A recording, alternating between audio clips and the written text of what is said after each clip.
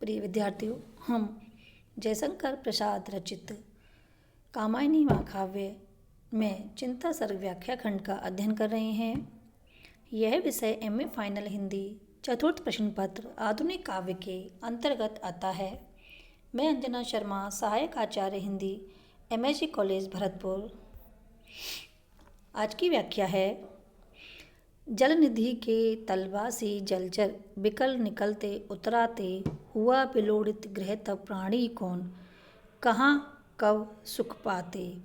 घनीभूत हो उठे पवन फिर सांसों की गति होती रुद्र और चेतना थी विलखाती दृष्टि विफल होती थी क्षुद्र। जलनिधि यानी सागर, बिकल यानी व्याकुल, बिलोड़ित यानी क्षुब्ध, उतराते यानी तैर रहे थे। प्रस्तुत छंद में मनु कह रहे हैं कि जब फैले हुए समुद्र के जल पर बिजलियां चमकती थीं तब ऐसा लगता था मानो समुद्र के भीतर की विशाल अग्नि अंशों में विभाजित होकर रो रही हो। समुद्र के अंतर में निवास करने वाले जल जंतु व्याकुल होकर ऊपर उछल आए हैं।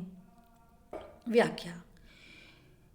मनु कह रहे हैं कि प्रलय से समुद्र के रहने वाले जल जंतु विकल होकर नीचे तल से निकल निकल कर पानी के ऊपर उतरा रहे थे, क्योंकि इनका घर अर्थात समुद्र जिसमें रहते थे क्षुब्ध हो उठा था। इसीलिए ये प्राणी अब किसी प्रकार कहीं भी सुख नहीं पा रहे थे।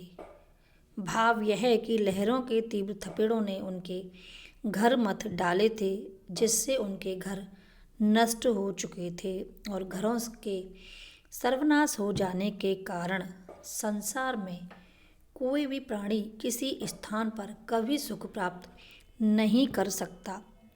विशेष प्रस्तुत छंद में चिंता, स्मृति, विषाद और त्रास के भाव अभिव्यक्त हैं।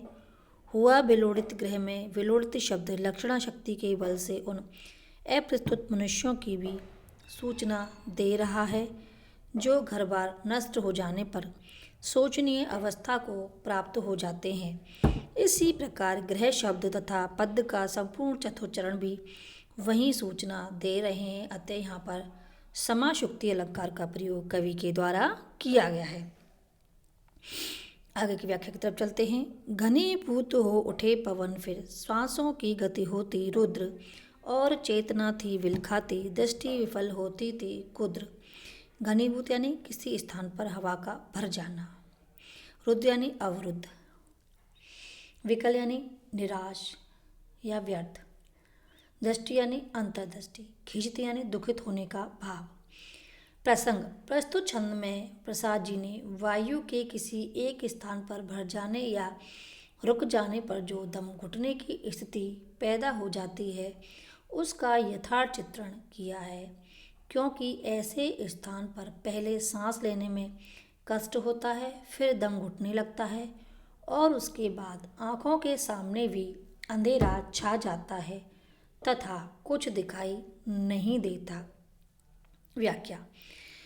चारों ओर मूसलाधार वर्षा होने के कारण पवन सघन हो उठा। पवन के सघन हो जाने से सांस लेने में कठिनाई होने लगी और सांस लेने में कठिनाई होने से प्राण कष्ट पाकर रो रहे हैं और दृष्टि आगे कुछ भी देख सकने में असमर्थ हो क्रोध से भर उठती थी।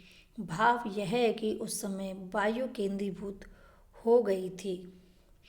इस प्रकार उसके गतिहीन हो जाने के कारण सांसों का चलना भी रुक रहा था। जीवन शक्ति या संज्ञा विलाप कर उठी थी और दृष्टि भी कुछ देख नहीं पाती थी, अतः झुंझलाती थी, किंतु इसका इस प्रकार कुपित होना व्यर्थ ही था। विशेष प्रस्तुत छंद में स्मृति, चिंता, विषाद, उग्रता और त्रास के भाव अभिव्यक्त हैं। क्रिया योग सहमति वर्णित है, अतः समुच्चय है। वी छंद प्रयुक्त है। यह स्थिति अनुभव से संबंध रखती है। कल्पना कीजिए कि आपको एक ऐसी अंधेरी कोठरी में बंद कर दिया गया है जिसमें हवा किसी भी प्रकार प्रवेश नहीं कर सकती। थोड़ी देर में वहाँ आपकी सांसों, आपकी चेतना और आपकी दृष्टि की जो दशा होगी उसका अनुमान सहज में किया जा सकता है। आगे की व्याख्या अगली वीडियो के अंतर्गत करेंगे। धन्यवाद।